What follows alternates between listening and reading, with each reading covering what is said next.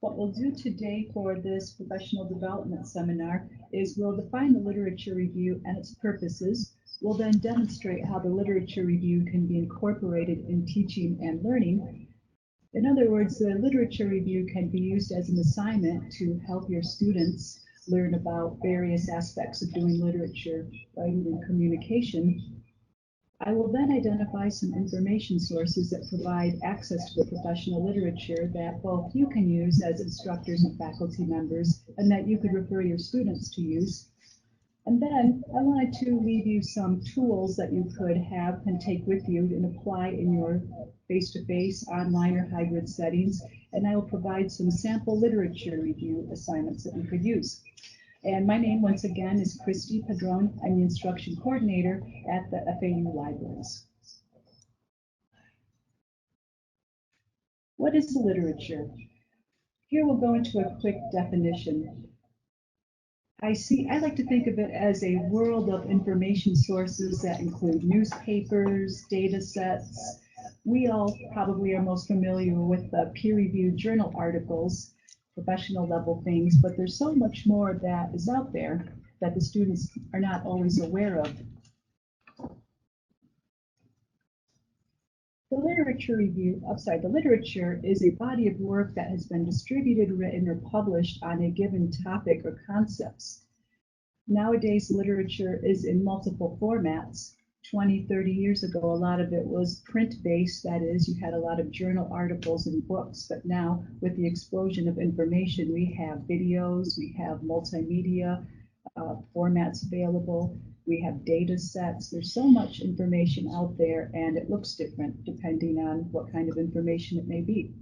However, the intents remain the same. They are to inform the public and the professional community about what is out there and what new knowledge is being discovered or added. It can support different modes of research, support ways of doing things. Perhaps it can persuade. People will show and demonstrate how they've done their research and they've got their ideas through the literature, and hopefully get people to adopt some practices and such. The literature is also important for updating what new knowledge is being contributed to discipline, and then sometimes dispute. Sometimes we'll find some information, well, I think a lot of times we'll find information that may be contrary to what we read before. The literature generally will consist of the following. You'll have major works which are key or seminal publications in a topic. Sometimes it can also have other works or publications that build upon or respond to the major works. So I like to consider it like this banyan tree we have here. It looks like that tree that's behind the administration building and the near the College of Nursing building here at the FAU Boca Raton campus. But I like to think of the literature as connected in that way. It is continually evolving, and it does interact with each other. You know, some information in literature will tend to beget more of the same. That's a great visual for it too. Yes. People always love this graphic too. That's why I love using it. Yes. I think this was actually taken somewhere in Palm Beach County as well. I found this on Flickr.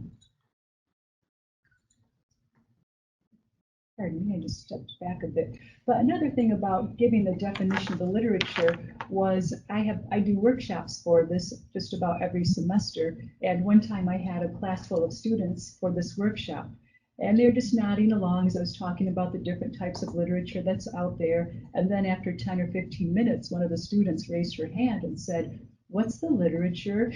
And I felt, oh my goodness, I didn't go over that essential bit of information. So that's when I started to integrate the definition into my presentations. So I wanted to show how the literature review could be used in teaching and learning settings. Now, as professionals, we're very highly cognizant of the importance of the literature review, especially when you were working on your theses or dissertations. You had to undergo that process of diving into the library and the information. The two PhDs in the room are kind of laughing and nodding a little here. But it can definitely be applied in a classroom, whether it is an undergraduate setting or is definitely a graduate setting as well.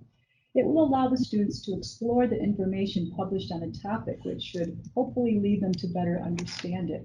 They can also take a look at multiple sources and compare it within its context. So as they see the diversity of viewpoints, research methodologies, and ways different topics are approached, they can compare and maybe get some new ideas. Another aspect of the literature review is that as they continue reading, they will notice that gaps, inconsistencies, and problems can be identified. In the 90s, for instance, it came out quite a bit that a lot of the heart research, that is the research concerning heart problems and such, were mostly done on men, middle-aged and upper, that is people older, and that the symptoms of heart disease were much different in women. So a lot of people, as they were doing literature reviews, well, wait a minute, how come the women are not being, how come female patients are not being researched? Another importance of the literature review is that seminal works as well as authors can be identified. So you can see what were some of the game changers, or what were some of the works that really identified and steered how something is understood, researched, and interpreted. And then finally, the literature review will minimize the reinvention of the wheel. People can see what is out there. Maybe they thought an idea was completely original, and they find out maybe it's not, but it's not necessarily bad, but it just like helps people not repeat what's already been done. So now we'll step into using the literature review in teaching. One of the things that I found that the literature review is good at for teaching is that students can develop various abilities. Most importantly, they can apply reading and writing skills. For those of you who are teaching writing-intensive courses, the literature review would be a good exercise for the students to try, especially to fill that writing requirement for a particular course.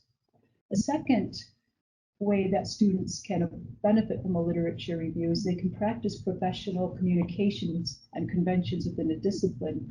This is good because then, as students who are novices in their particular major can see how the professionals communicate with each other, they can see the type of jargon that is used. But basically, it helps them become more of a member of a particular community, and then they can feel like they can contribute to that. Another ability that students could form is to utilize information and fact-finding skills. I like to think of this as promoting lifelong learning as well as professional learning. Students do need to learn how to find information from a variety of sources and to be able to interpret it and identify where they can find it.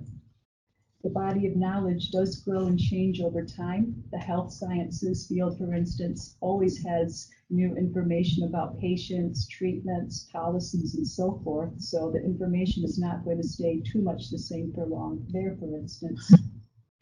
Also, another thing I had learned through talking with an engineering professor here on campus is that he had told the students that what they learn in their undergraduate engineering program will be valid for 4 years, and the knowledge is pretty much going to change over after that. So people have to continually learn. I've been a librarian for 15 years, and I was telling a colleague not long ago that I'm still schooling myself. I'm still learning new tricks. Yes, absolutely.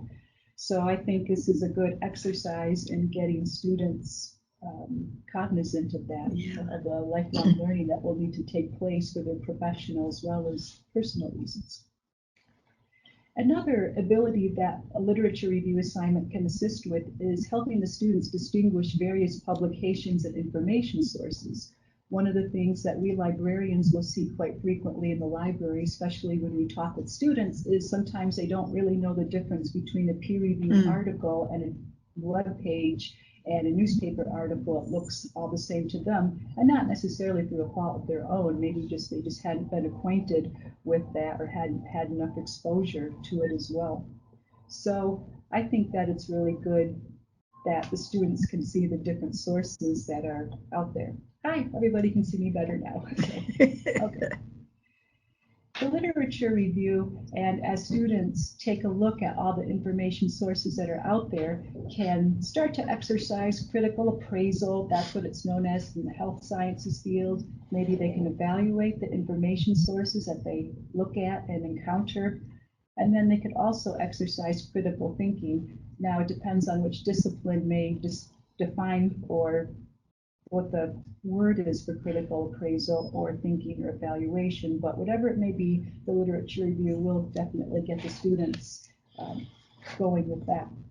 And then finally, for students who may wish to go on to graduate school, this will definitely help them prepare for research or graduate studies.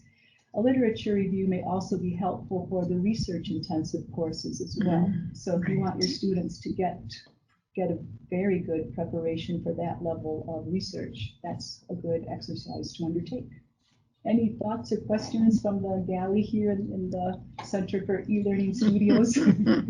Yeah, thank you. And one of the things that I appreciate is your comment about the seminal works, because I do most of mine in the field of education for personally, and there is quite a few that we refer back to consistently that are not recent, but still have things to say that are critical in education today. Well, thanks for saying that, because that does touch upon something that I will mention a little good. later Thank about you. when you use information when you do a literature review. All right, so next we'll go into tips and tricks for assigning a literature review. So how can you get started to assign your students to do a literature review? One of the initial tasks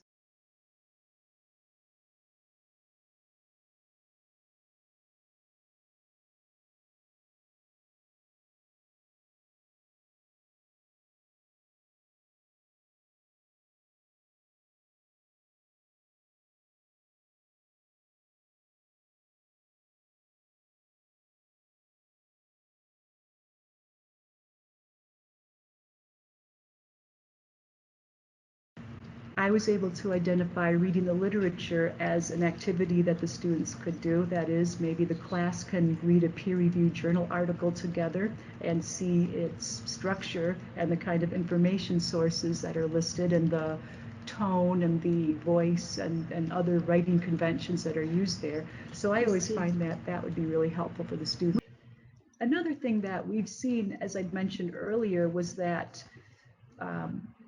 I would, as an instructor, show students the various types of publications that are out there. The librarians that assist the students often see that students are not aware of the different sources that are out there as well, so perhaps showing them different examples, even just a glimpse, would be very helpful, that students can see the differences in what is published. Critical thinking or evaluation. When I was working in the medical program here at FAU, the students would routinely participate in a journal club where we would look at a journal and then we would have like a template for critically evaluating a study. Yes, so now even though this was medicine, this could definitely be applied to other empirical based or even maybe research that uses qualitative research as well. Yes, and I have a question here in the studio. Yes, this is Abigail Perkins, and I have a question. That's a great idea to have a group forming a template as a means to evaluate the journals. Did this group create the template as a group, or is this a used template that's standard in the School of Medicine?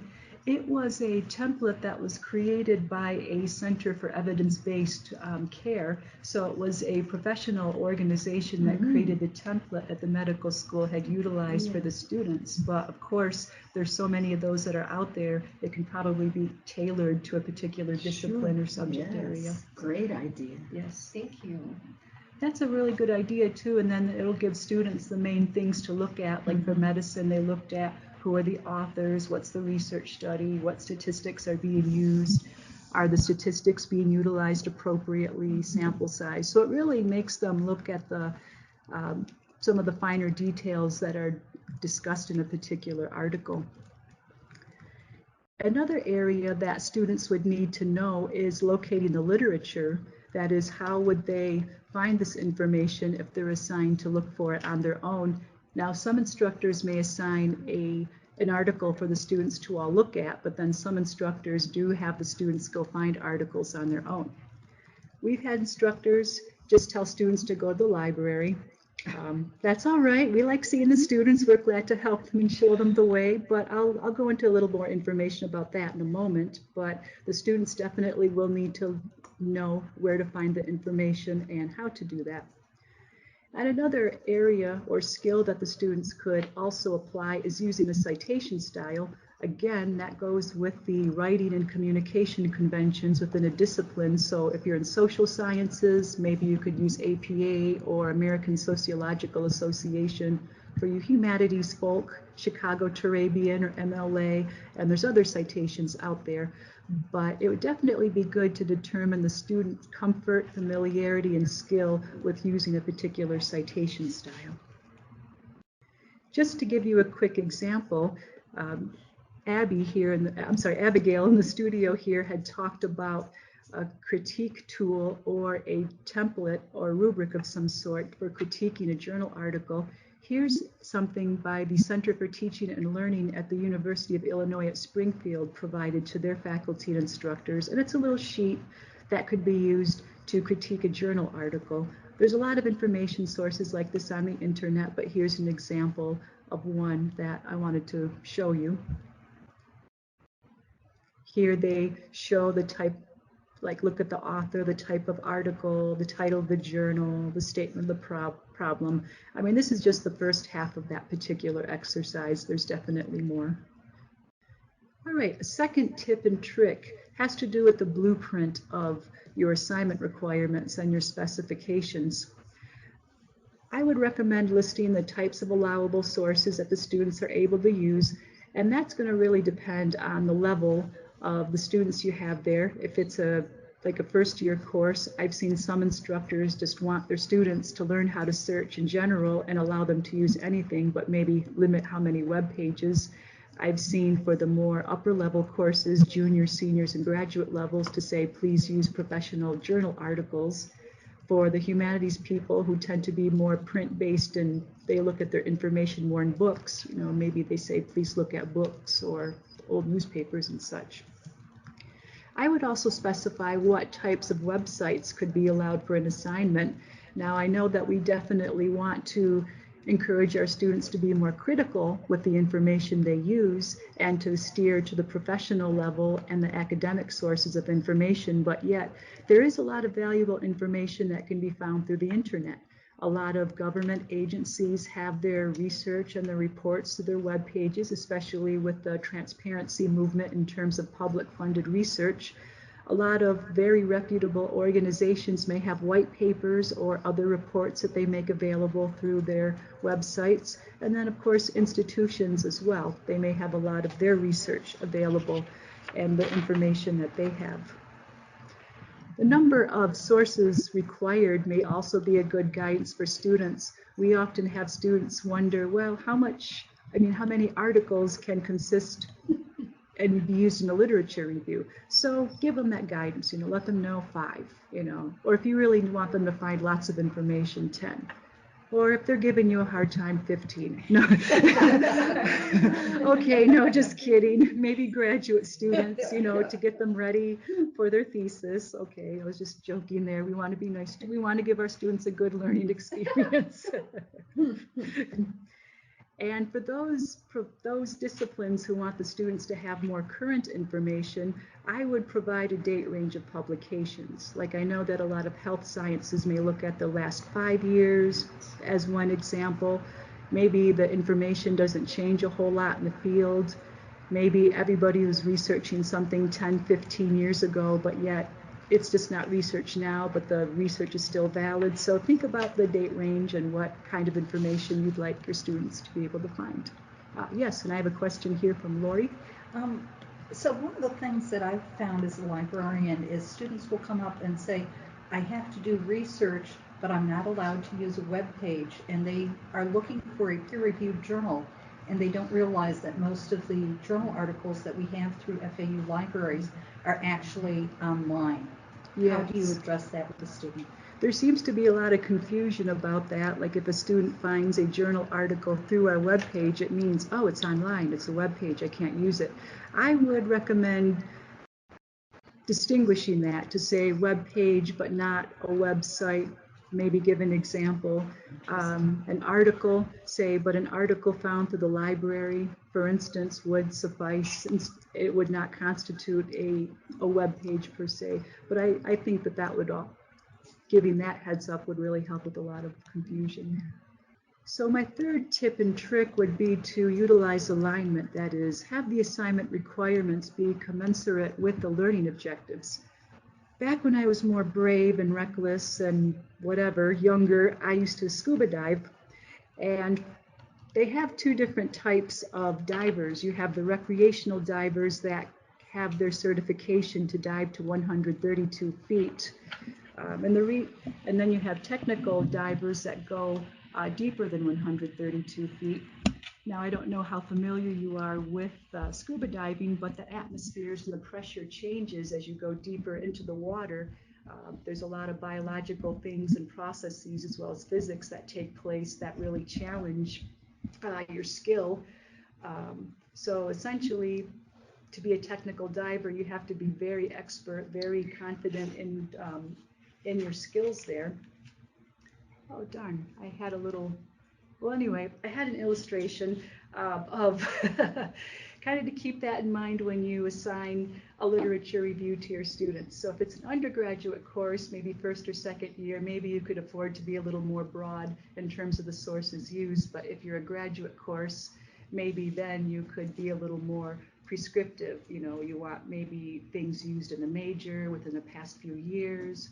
Maybe you want certain types of journal articles or studies, or you don't want certain types of journals and studies and so forth. So in other words, I recommend not telling freshmen to find 20 peer-reviewed articles in a topic to support a 3-page or 5-page paper. But for a graduate program, okay, I think that would be all right. Yeah, the deepest I ever dove was 140 feet when I was in the Bahamas. Oh my gosh. I was under the water for about in that level for about 3 minutes, and because of the atmosphere changed, as you can see, the first atmosphere is 1 to 33 feet, second atmosphere, and it was amazing. The water got colder, and I could literally feel the pressure in my chest. Like it was a little harder for me to breathe. I mean, I was okay, I didn't panic, but I never knew that difference as I went in that deep. I'm like, wow, this is some serious business. I'm not going to be doing this deep again unless I got more training or got my technical diver license or had nitrox, which you could also use to have more bottom time, as they call it. So, wow, that's amazing. Okay, so a few more tips and tricks. Check the availability of information sources as well as their accessibility. Your librarian can help you with that. Plus, with a lot of the electronic information sources that are out there, like ebooks and journals, sometimes the publishers may change their availability. Maybe we don't have the access to that particular one anymore. A lot of the online sources can be a little volatile, unfortunately, as we know. So just be sure that that the information is there before the students can go get to those. We'd alluded to this fifth point, that is to provide specifics to where the literature can be located. Now, we had said earlier that sometimes we've seen professors say, go to the library, but if you could be a little more specific, you can go to the one search available on the library homepage, which will look up a lot of information sources. Maybe you want the students to go to a subject-specific index and database like PsycInfo for a psychology class, for instance, or ERIC for an education course. Give them the specific name of the source. We also have library guides that are created by the librarians here, which are organized by subject. So if you're a math professor, we do have a library guide for math that shows students recommended sources of information for that area. We also have LibGuides by topic. Right now it is Black History Month, so we do have a library guide for that could show students where they can get information on Black history and prominent people in Black history as well. And then you could also provide some exemplar information sources like government, organizational, or institutional web pages that students can look through. And then finally, assign a use of a citation style, maybe the one that's used in your discipline. I've had some professors say it's okay to use whatever one they're most comfortable with as long as they're used consistently. So that's going to be your call and based on your objectives. So I'll go into a sample literature review assignment that I had seen. This was for a junior senior criminal justice course where the students were to identify professional information sources that address a topic to gain an understanding of its development and its current state. So students are going into the literature review to see how the body of knowledge progressed and where it is now. And then there was like another objective, that is they were going to use the information from the sources they used for a paper or an essay later in the semester. So this was getting the students ready to write a paper. So once again, they're applying scaffolding, doing some skills first, and then going on to a bigger task. So the topic for this assignment was to find 5 sources that examine how the justice system handles juvenile offenders convicted of drug-related offenses. And the requirements that this professor had used, this was like a junior level course, was that the students could use 3 peer-reviewed journals from a variety of fields, since a lot of different subject areas do look at criminal justice. So the students were allowed to use legal sources. I have a legal person here in the house, so hello. See what the legal perspective is on this topic, what is a social science perspective, and so forth. He did allow a web page to be used because he definitely wanted the students to be familiar with the Department of Justice and other web pages available that provide very valuable information. And then he wanted the sources to be published within the last 10 years. The law does change about various sentencing and such, so that was why he wanted it to be within that time frame. Yeah, and I want to add something. Sure.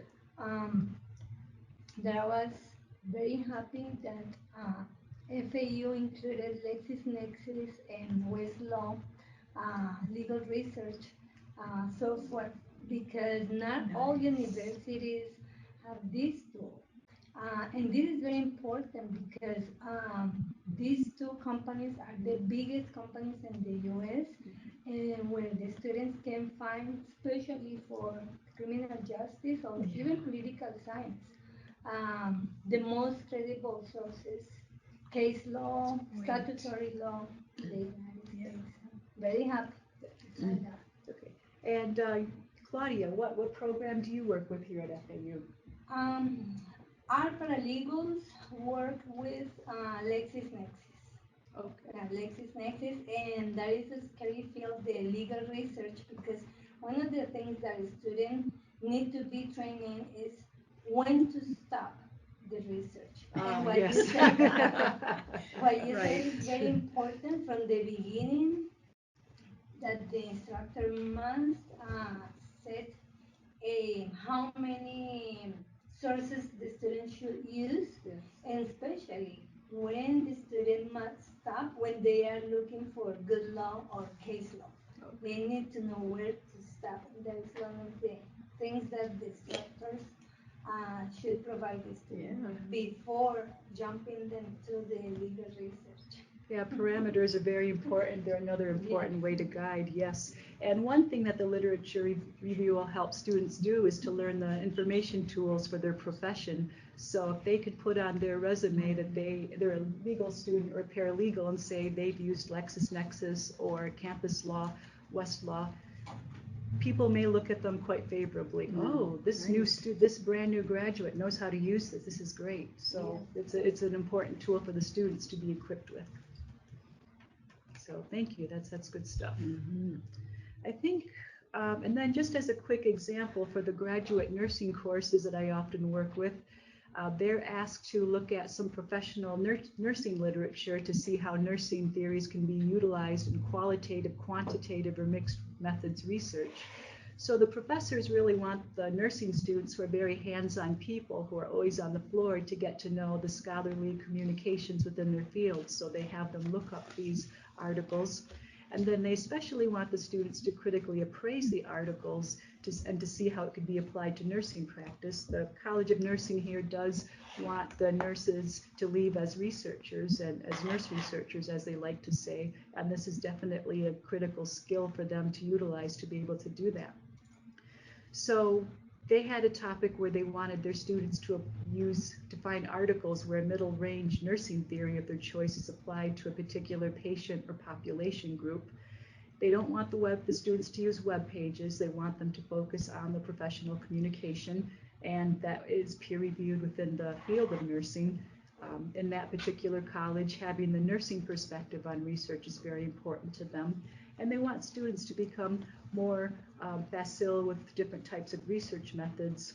And then for the requirements for the publication date, well, you know, there are trends in things that are published in research and so forth. So perhaps mid-range theories, even if it was researched a few years ago, might still apply today. I had an activity where we could try out an assignment, but I don't think we're going to really have any time for that. But here was an activity where we could think about how a freshman or sophomore general education humanities course could undertake a literature review. What I wanted to have people think about was what type of sources could students use at this particular level. So we have freshman and sophomore levels here. Do we want them to use anything to explore, or do we want them to focus on the discipline? Just think about that.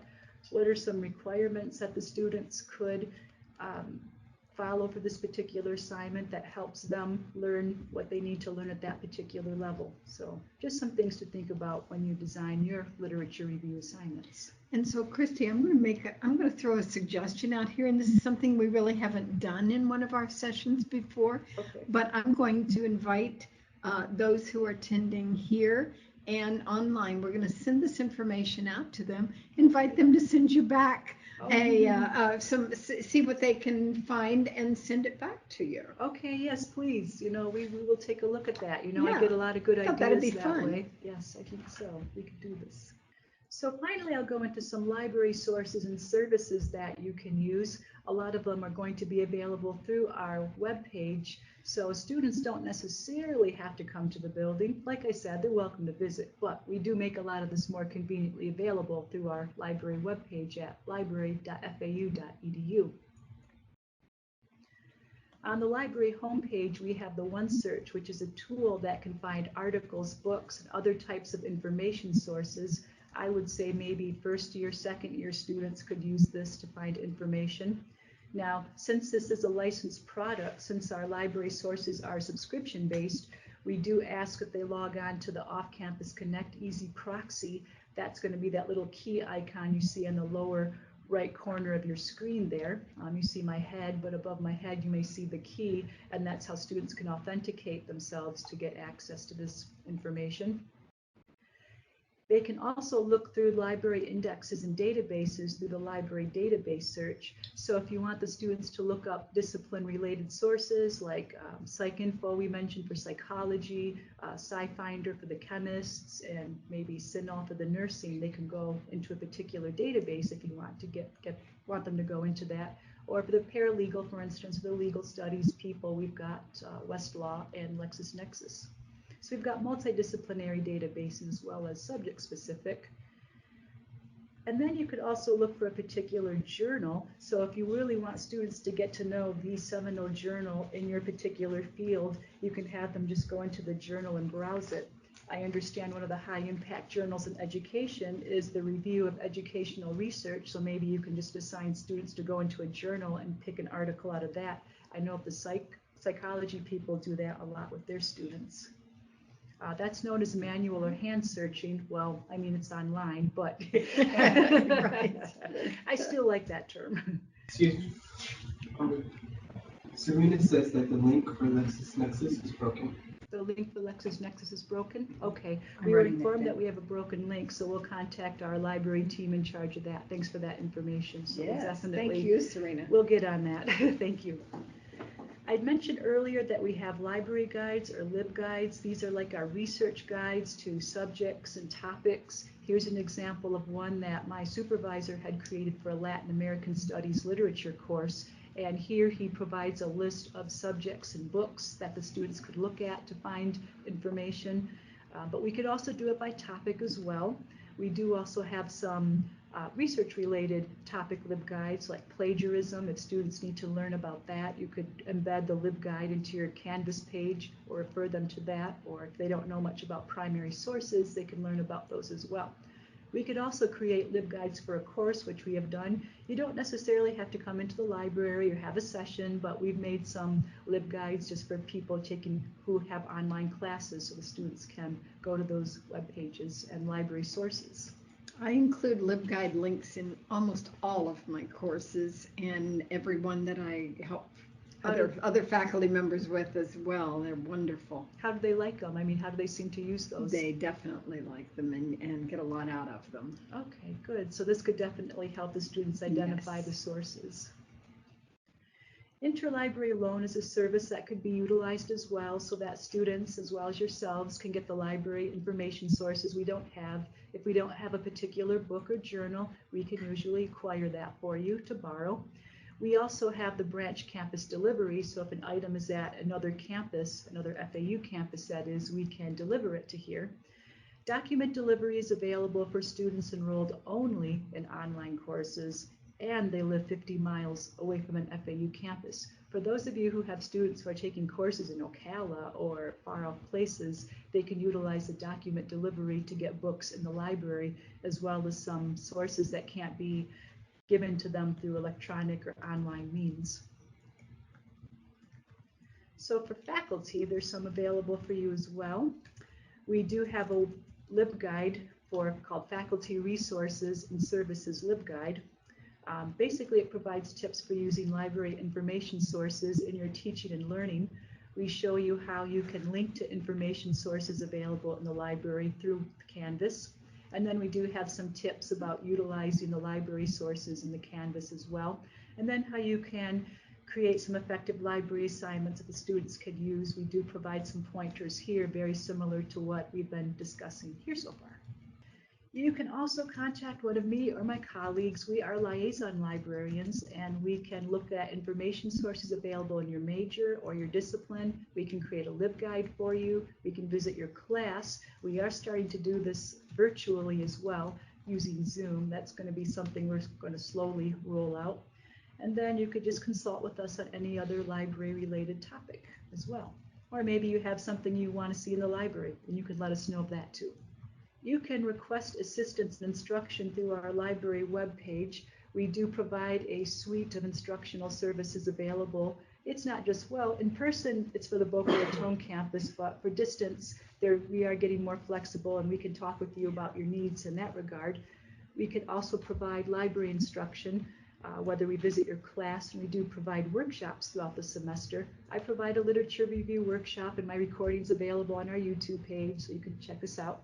You can request a LibGuide, you can meet with us through an orientation or consultation, and then we have a chat, text, or email service through our Ask a Librarian, so you can get in touch with us that way as well, quite promptly. And then, of course, you can go to the Center of E-Learning Equipping Faculty page, where you can see a lot of recordings like this one. So I wanted to thank you all for being here today and for having the library for this learning community. If you have any questions, just let me know, or the library know. My name is Kristy Padron, and I'm the instruction coordinator. I hope this is useful for you and your students, and that it helps them really navigate the world of information and learning. It has been amazing, Kristy. Thank you so much. We truly appreciate what you brought to us